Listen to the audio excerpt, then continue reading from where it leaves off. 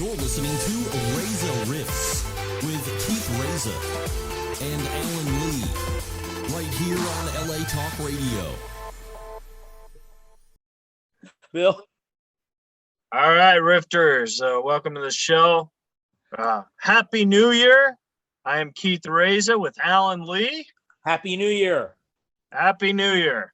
And tonight we have a great guest. A legend. A legend. OC comedian, producer, booker. Teacher. You've seen him on National Lampoon. You've seen him on America's Funniest People. And he's here tonight on Reza Riffs, the great Bill Word.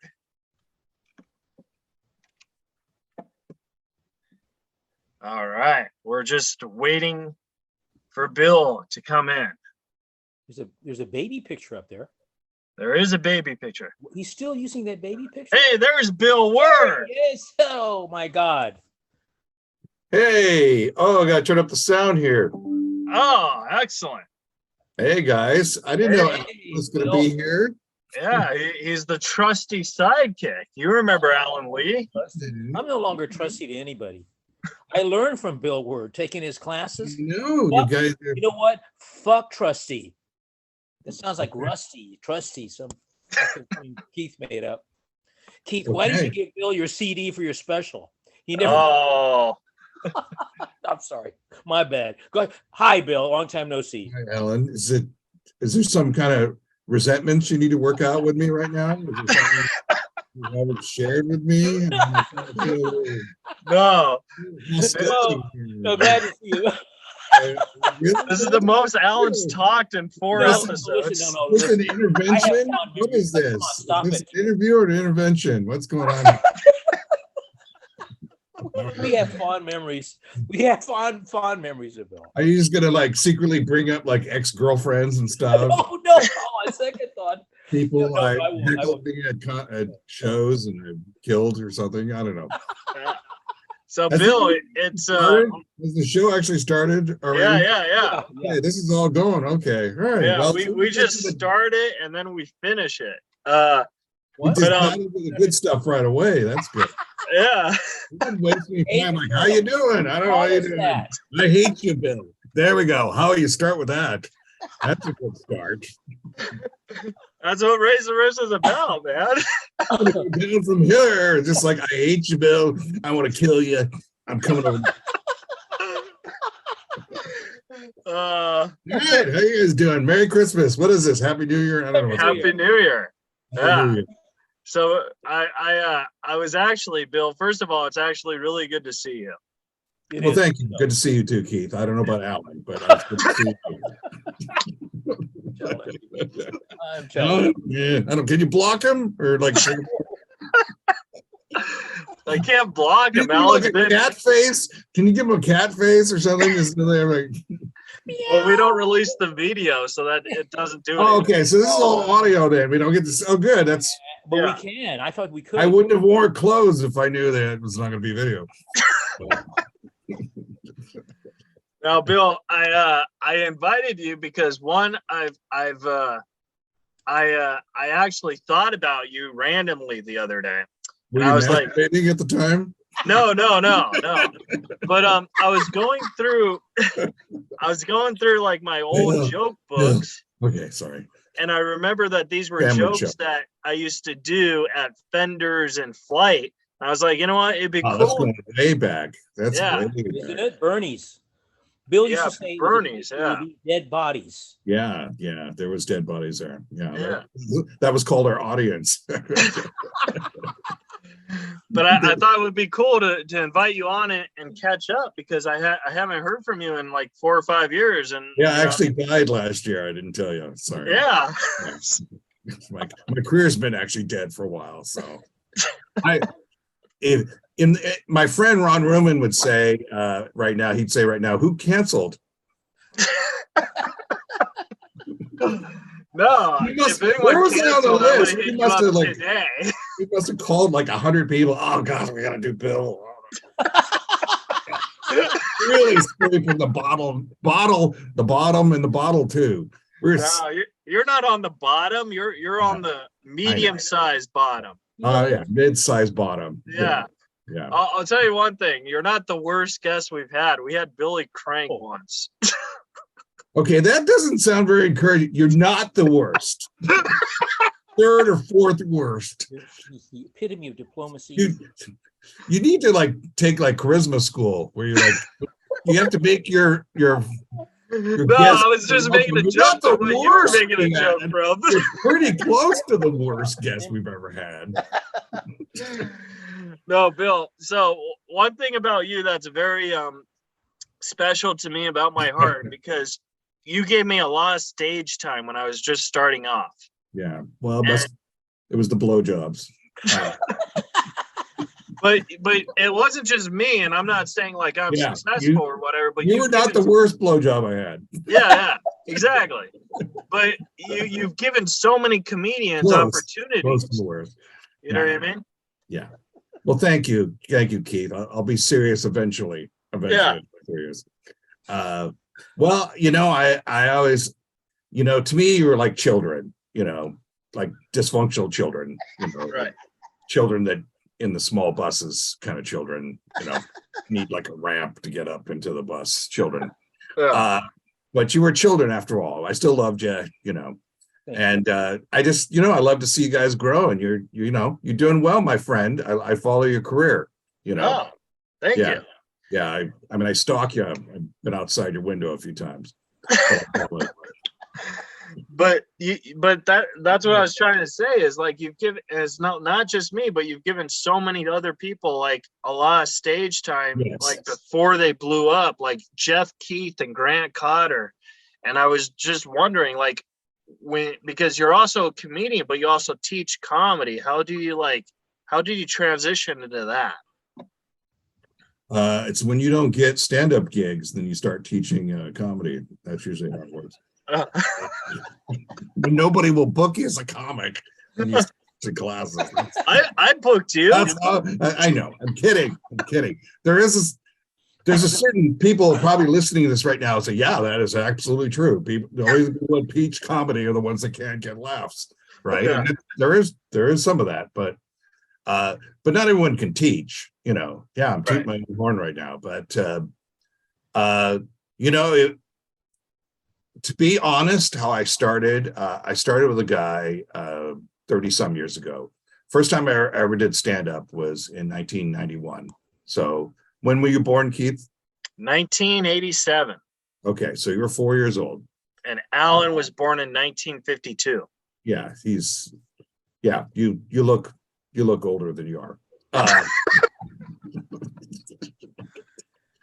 Do you get some kind of federal grant money for having Alan on the show? Is that like?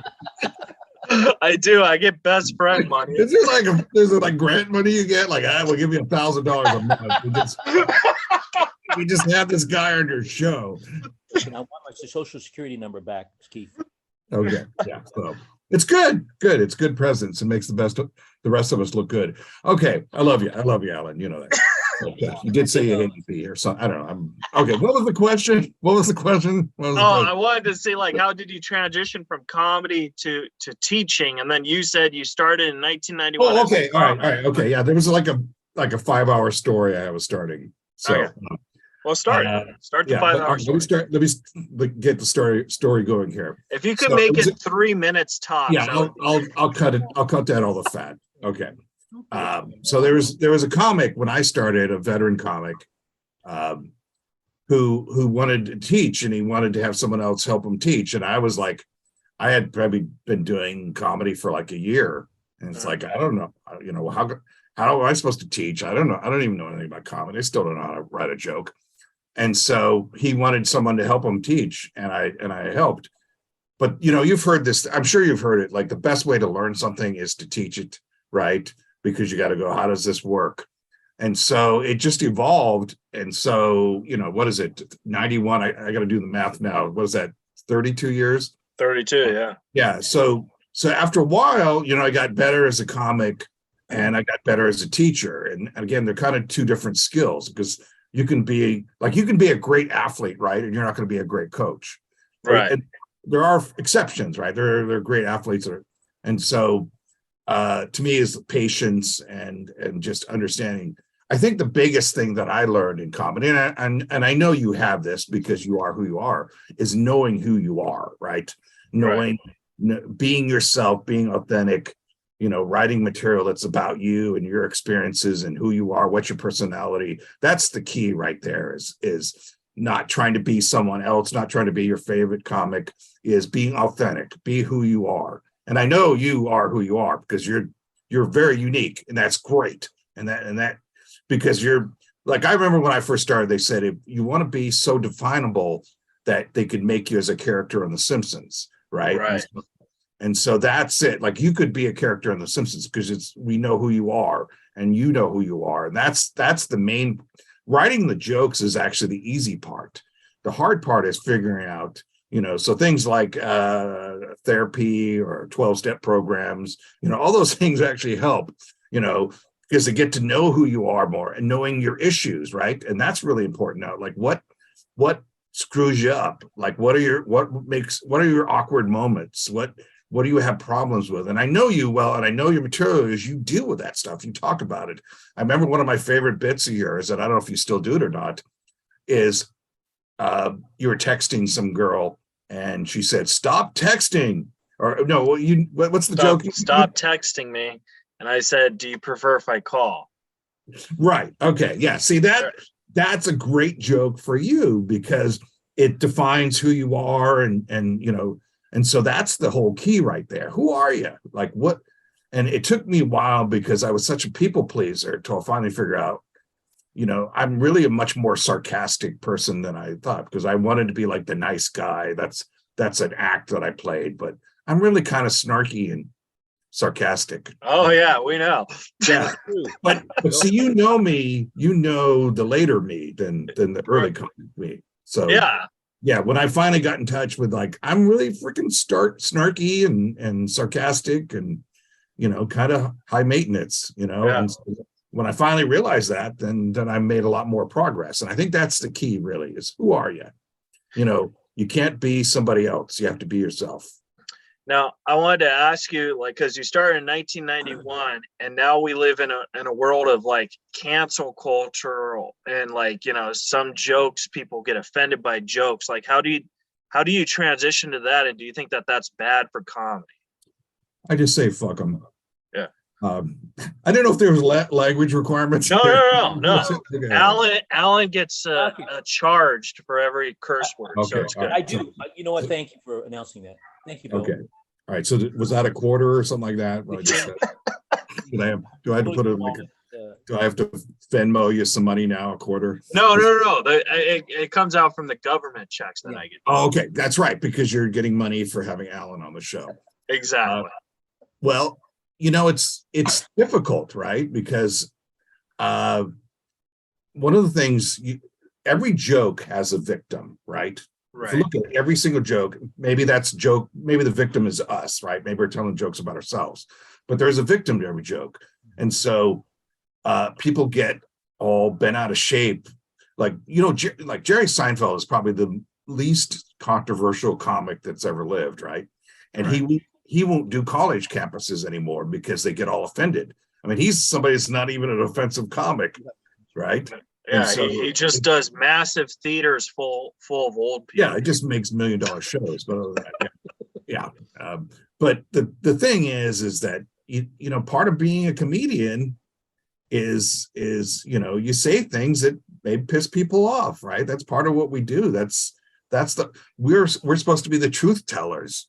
We're supposed to be the ones that, hopefully in a comical way. I mean, we're all comics, right? But we have to tell the truth about politics, whatever, right? And so that's really important. And so to me, it's like, you just got to be who you are. And, it's just ridiculous. I mean, it's just like, comics like get kicked off of shows, right? For something they said 20 years ago, I mean, it's just ridiculous because we've all grown. And I mean, if there's plenty of things I've said, man, if it was recorded, I'd be in big trouble, right? Right. It's part of being who we are. We say things that piss people off. And so to me, it's like, you got to be who you are. I mean, it's tough because we can't please everyone. To me, you would not be funny then if you're just worried about offending people. Then Yeah, 100%. It's kind of like 20 years ago, you could have been a racist a-hole that was your act, and then 20 years now, that's not you at all. You know what I mean? right. We grow, right? We change. Yeah. Yeah. And so should we be judged for something we did 20 years ago? Right. How I've seen the world, I've been exposed to more things and I see things differently than I did when I was younger. Yeah. So yeah, that's what I hate is like, certainly when I started in 91, there wasn't, I don't think the internet existed. See, I don't know how long ago. Did we have electricity then? I'm not sure. Let's ask Alan Lee. Alan Lee? No, there are no statute of limitations on bothering me about my age or bringing up subjects that I thought would not be brought up. And so I'm hurt. No, he's right. There is no statute of limitations for comedians on what they said 1,000 years ago.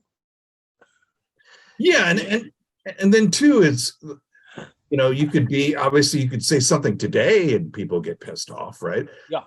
I mean, I was doing a show the other night and it was on Zoom, and I don't really do Zoom shows because they're hard, aren't they? Yeah, they're hard. Typically, I'm not funny remotely or remotely funny. Right. That's a good joke. I screwed it up too. I was supposed to say remotely funny, usually not remotely.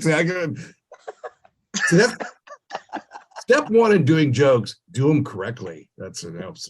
It's remotely funny. Okay. But like, even if the joke's not funny, the one thing about you is you have great confidence that makes it right. Yeah, to me, it's like to me, awkward silence can be hilarious. I mean, I was just watching a video on YouTube about charisma and about awkwardness, and I love to use those awkward moments. So I'm doing a show, and it's a 12-step show, and I was talking about my list of self-help recovery books, and one is Letting Go of the Past Through Homicide. And so I'm funny. I'm doing my list of top books, self-help recovery books. And it's Zoom, right? So this woman in her square is going, you can't see this. She's going, I know it's just audio, right? But she's like doing thumbs down, right? It's just like, you know what? I just like, if you don't like this, then go to a meeting. That's what I said. Talk about it in a meeting.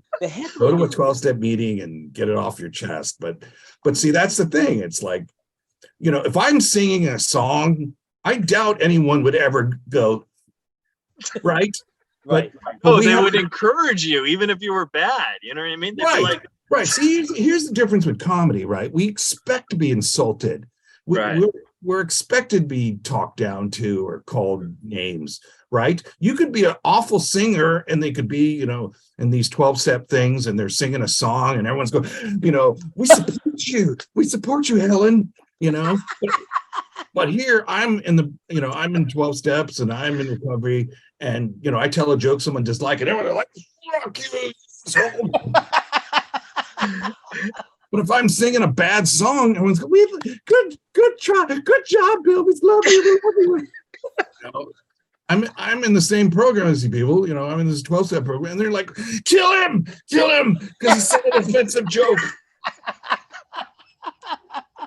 Really? There's a freaking double standard. But yeah. But you only had this experience on Zoom. Have you ever had it? No, I mean, this is just the most recent. Yeah, oh, okay. I've been doing it 30 years. I've had people throw things at me. Okay, so trust me, that's not the word. But what I was saying, it was like, to me, it was like a supportive, loving recovery, right? It's like here's people that I'm in the same program with. They love me, and and they're not. They're like, you said a bad, horrible joke. And like, I'm supposed to be loved and supported in this group, and I get attacked. Again, I'm fine with it, and it's really about them. It's not about me. It's an example to me of how people.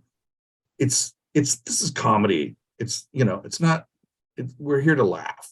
And if we can't laugh at ourselves, right? And you guys are comics, so you understand. We have you hang out with, we have like the darkest humor, the sickest, Absolutely. grossest humor. So, because that's what makes us laugh. And so if they only knew, if they hung out with us, really what dark shit we talk about, Yeah. they would hate us even more if they really knew what we really talk about.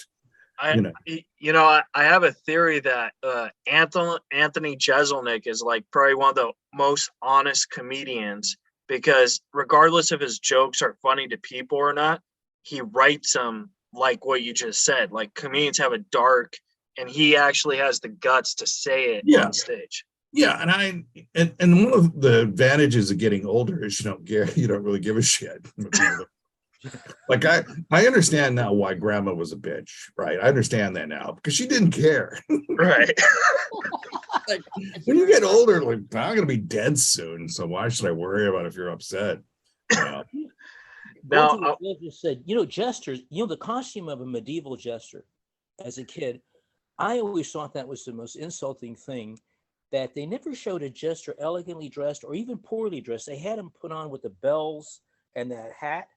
And that tells you what, even that they've always attacked comics, even working jesters for the had to wear this bizarre fucking thing. It's the jester. It's the jester. Anyway, well, I'll tell you this, and I'm preaching to the choir here. Yeah. And and I have friends who are musicians and actors and all that. In my humble opinion, and is the comedians are the smartest people in entertainment. They are. And they get probably the least respect. Oh yeah. Yeah. But they get the most hate too. Right. Yeah. I think the most intelligent people are comedians. And the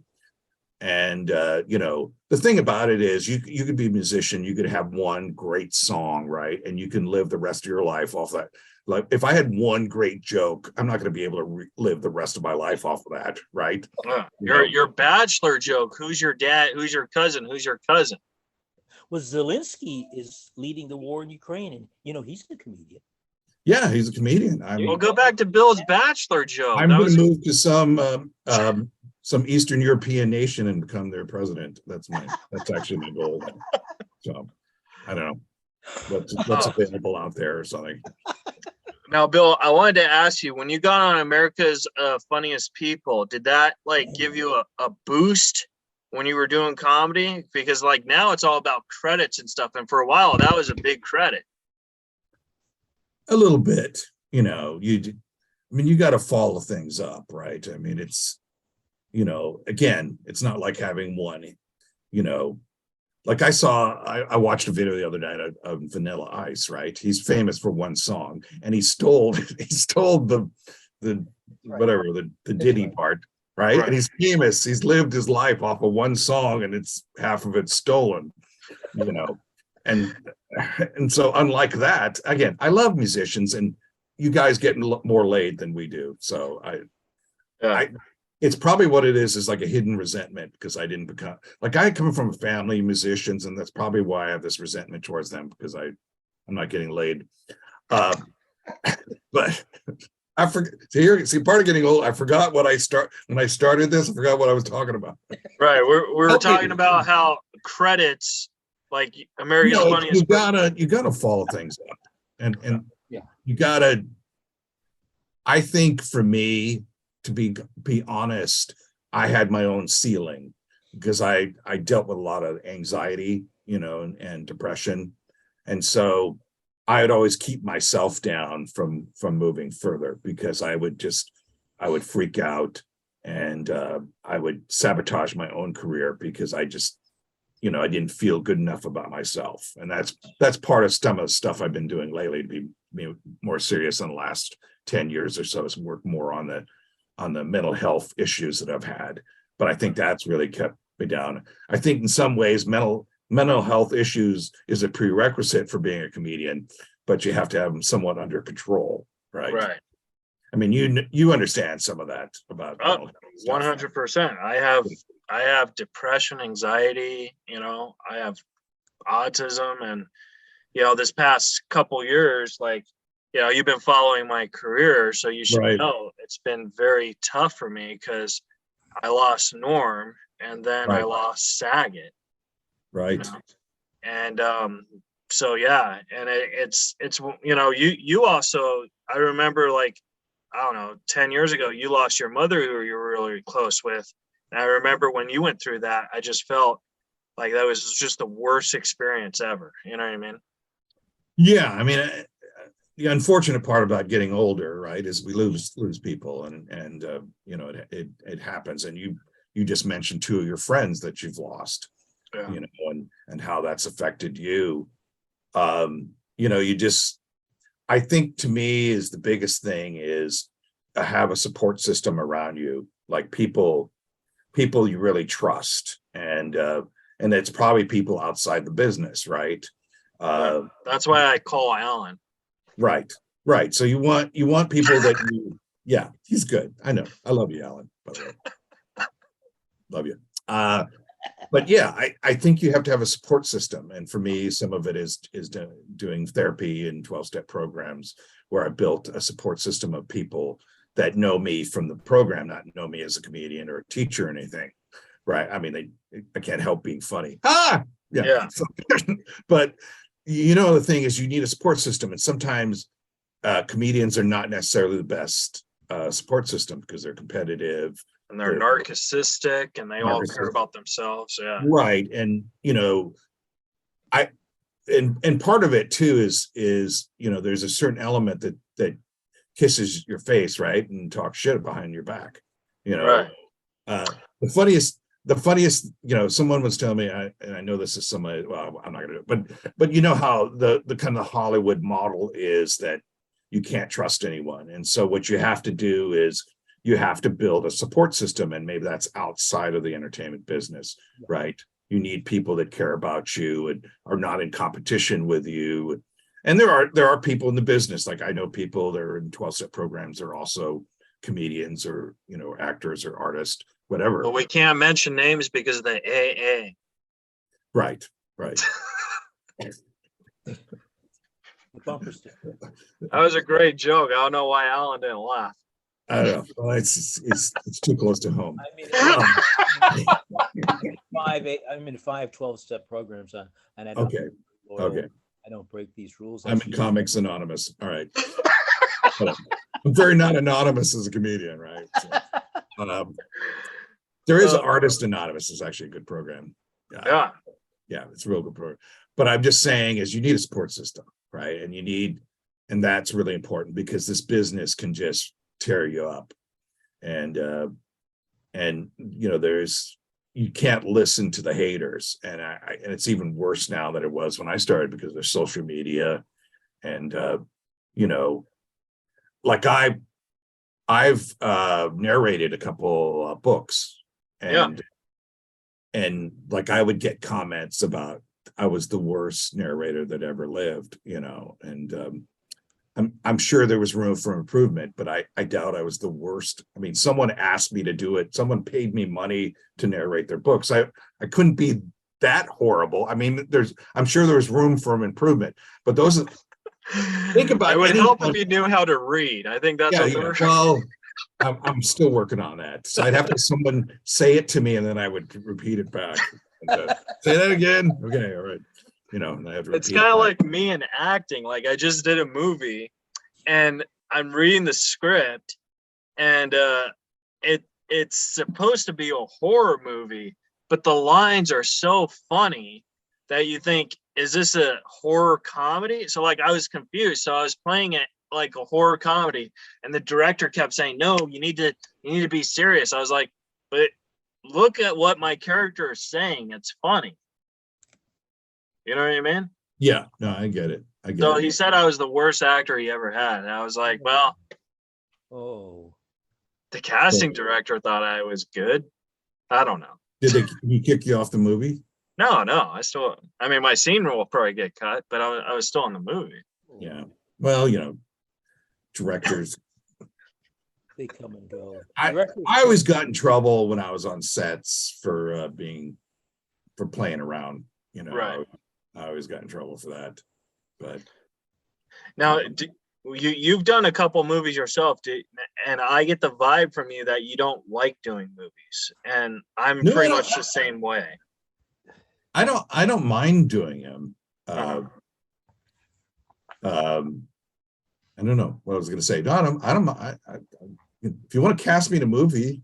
Oh yeah, no. For the folks listening, yes, cast Bill Word. Yeah, but like, please. I think what I'm trying to, let me rephrase the question. Yeah, what's your point? Okay, I think the thing is like how you were saying, you like. Okay, I'll just use this as me, and then I'll throw it to you and your point of view.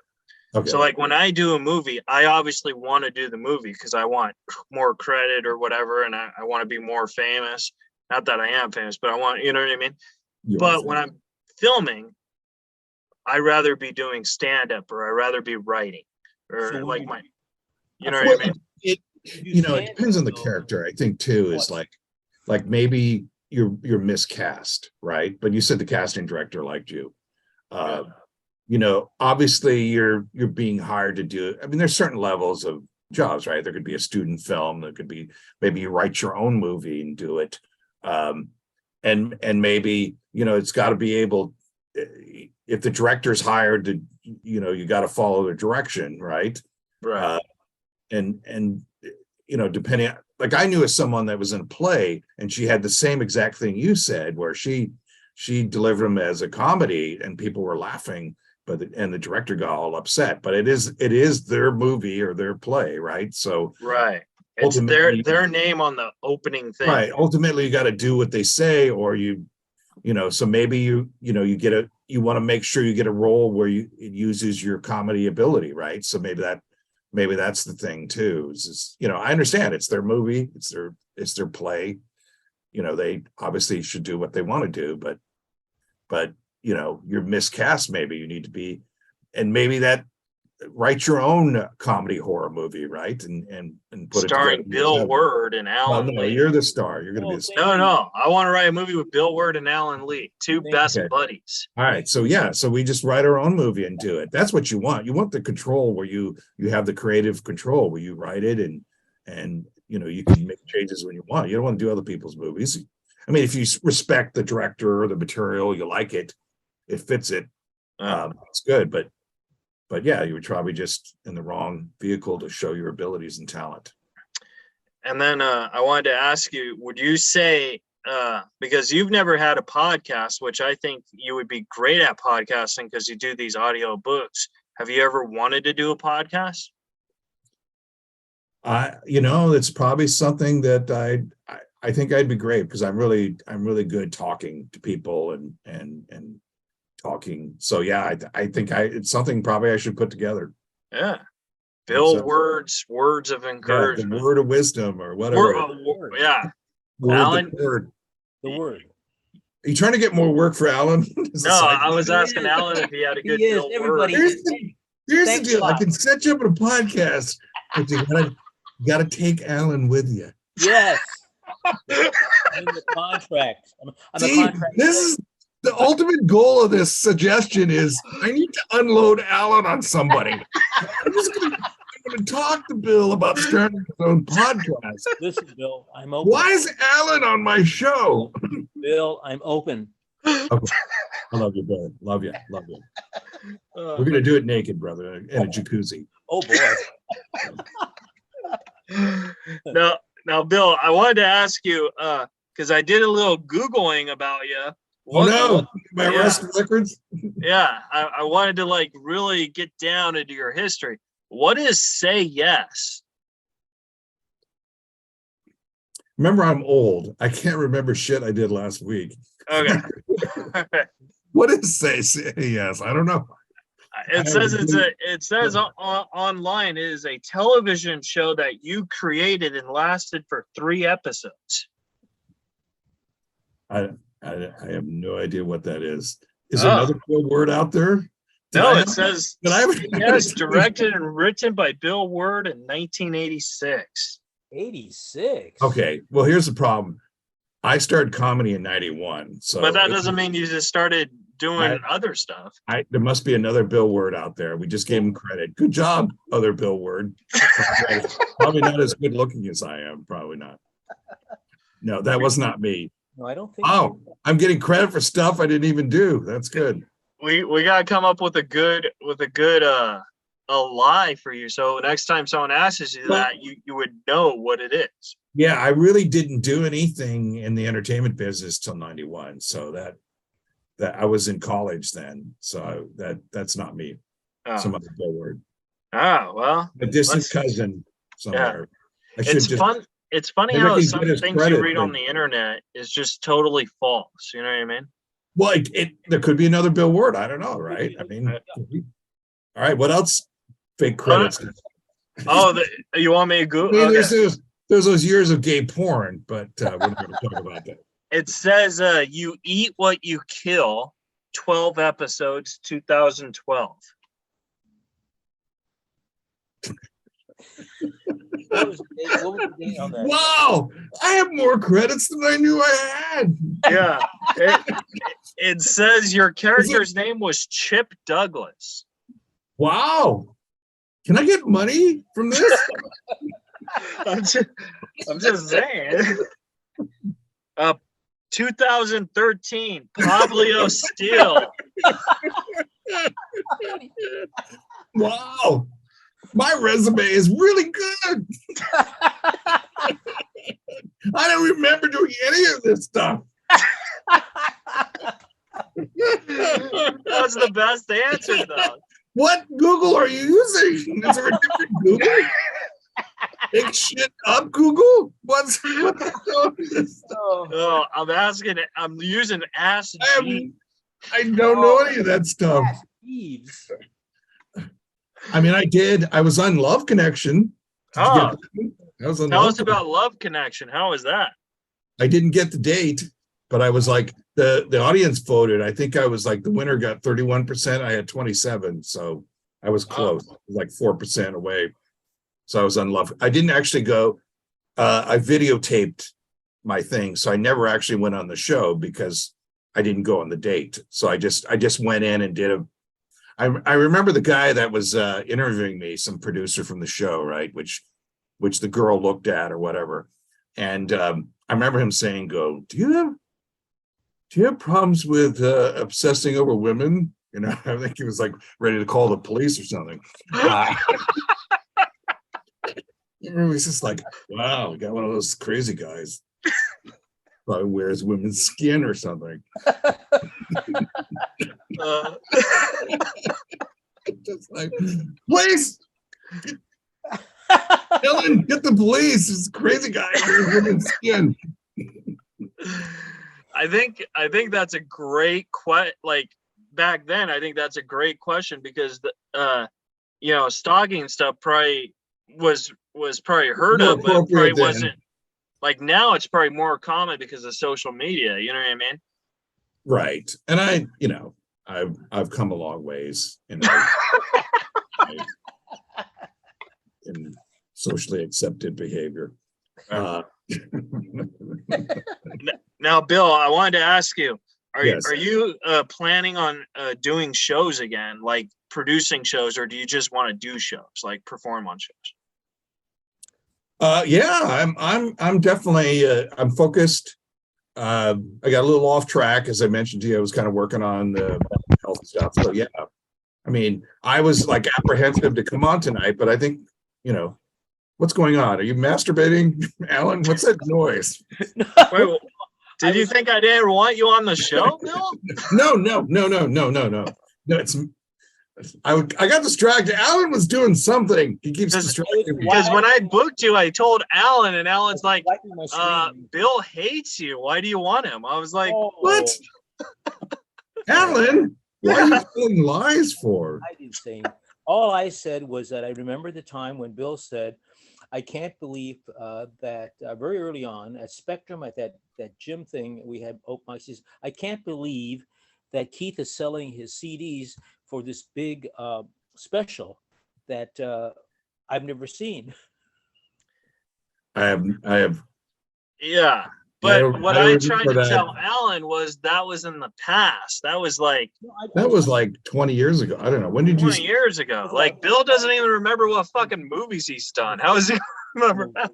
Anyway, By the way, they're vacuuming right outside my room right now. The cleaning person's here. I don't know if you can hear me okay or not.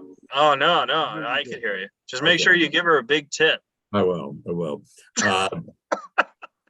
You know what? I probably said it. I'm sorry, Keith, if I did. Oh, no, come on, man. But, you know, I love you. You know, we've all said crap, right, in the past. Yeah. We've been picking on Alan Lee, and we love him. Yeah, we love Alan. So chances are I did say it. So, but, you know, I still love you. So. But so you do have plans on going back to producing shows? Yeah. I want to get back into it again. all right. What I was trying to say is that I was like, I didn't think I had been doing a lot lately. And so that's why I thought, you should have somebody that's done something lately. And that's why it wasn't about you. It was about me not feeling up, but I feel pretty good about how this went. And so it's encouraging me to put myself out there more again. So it was not about you. It was about me. Like, I haven't done shit in 10 years. No, you're trying to say it was about Alan. Yeah. Well, Alan's too easy to pick I'm on. Bill's podcast now. Yeah. I like It worked. I'm going over to Bill. Alan and I are going to go to Hawaii right now, and we're going to work through all our issues. And You got it. yeah, we'll just make it in the beach or something. We're going to work through all this. Alan, Bill, we want to respect your time, so we only have about 5 more minutes. Alan, do you have any last questions for the great Bill Word? Oh, I tell you, I have fond memories of Fenders / Bernie's. And I remember when Bill booked me once, and it was at the, he might remember this. It was at the dance. It was like a dance instructor. Oh yeah, Don't get me started on that guy. Yeah, nuts. So Alan, I got to book. Be here Saturday. Be on stage, and it was fun. It was the funniest thing. It was you remember it was a dance instructor hall there off the freeway, and so it was cool. It was cool.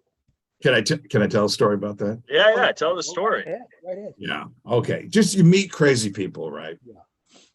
And so I think I met him at a show, and he says, I have this studio, and you want to teach class there, right? And so I did, and then we did a show together, and I can't remember the reason, but he got mad at me. It was at his place. I was doing a show, and he called the police. Holy right? Lord. Yeah. He called the police at his own place. Yeah. Right. And the thing about it is what I've learned is when the police come, I'm Gandhi, right? Plus I'm a white guy. So I got that for me, an older white guy. So I just couldn't believe he called the police on me. Yeah. And so I just talked to the police and I go, we have a disagreement right now. Like, why do we need the police? I was really calm and just like, we had an agreement and, it was ridiculous. He called the police on his own place to get me kicked out of there. And so, all right, we'll work it out. And so I had a stage, I had stuff there and I had the key to the place. And I go, all right, we'll do a show there. But I go, in my head, I will never work with this guy again. He called the police while we're doing. So the next day I got a bunch of friends and we went and we took all the stuff out of my place. That's right. Out of his place, got all the stuff out of his place, right? Because I go, I'm never going to work with this guy, but I'm not going to tell him because he's unstable. Obviously, he's a crazy guy. And so he was so pissed at me because I lied. Yeah, I lied to him because I didn't trust leaving my stuff at his place. Right. And I wasn't going to tell him I'd never work with him again. And, but that's the kind of wacko people you meet in this business sometimes. Like he seemed like a really nice guy. And hey, I'm going to teach a class, do a show at my place. And then he calls the police during the show on his own place. And there's even another episode, a link to that studio. And I would go meet Bill on Saturday for, a coaching session. And I went over next door. There's a costume magic shop. You remember that, Bill? It's a big costume. Yeah. And I went in just because I was interested in seeing, the magic and what the lady had. And I said, she says something like, "You're not from Orange County," and I said, "No, I'm just here visiting," and I blurted out, "Well, I'm taking a comedy class just around the corner from Bill Word." She jumped up. "Bill Word? I know Bill Word," and she jetted out of the costume shop and made a beeline for Bill's, where I had just left the studio. And of course, I followed to see that she was quite excited. And I'll tell you, if I could have had a shot of Bill's face when she went through that door, it would be something for the ages. And see, that's one of the beautiful things about being on Loveline. Was it because I hadn't paid child support for a while? Was that about? Like, oh, yeah, that was that night. I remember Bill turned to me and he said, what were you unhinged, Alan, to mention my name to her? I said, I don't even know the woman. I was shopping around for magic. Was I unhappy to see her? Yes. you were very... Oh no, I felt like sometimes you were unhappy to see me when we would go to Flappers. I was unhappy together. to see anyone, actually. I'm just cranky. I'm a cranky person. Now, Bill, I have two more questions for you. One is, this question is actually very serious. What advice would you give your past self, knowing what you know now? Like, if you could go back in time. That's actually a really good question. That's a good question. I would say, don't take things so serious. There's a lot of things that I thought were the end of the world, or I had to do this at a certain, like I had to get things done a certain way or a certain time. And I put a lot of pressure on myself. It's like, take it easy, Bill. I think that's what I would say. Like, breathe. I think that would be the one word, breathe, Bill, breathe more. Yeah. So that's what I would say. Relax.